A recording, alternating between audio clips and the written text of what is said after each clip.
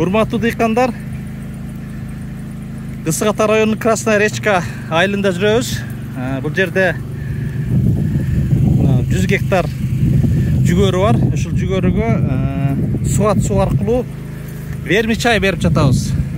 Мына 1 тонналык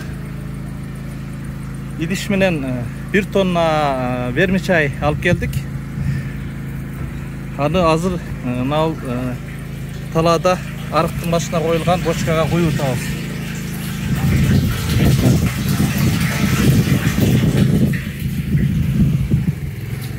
Bunu biz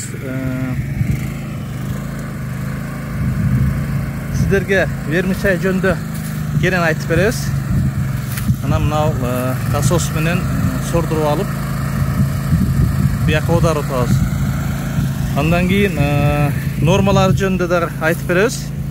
Ушул кирип аткан эң негизги мына аркы эле агызбой солот. Ушул жерден тамчылай берет. Негизи гектарына 20 литрден кетиш керек. Бул жерде бизде гектарыбыз 100 гектар, ошол үчүн суу менен барат. Суу менен бара берет. Мына сууну агызып койдук. Сууга жер семгичти агызып койдук. Акырын сууга кошулуп бара берет.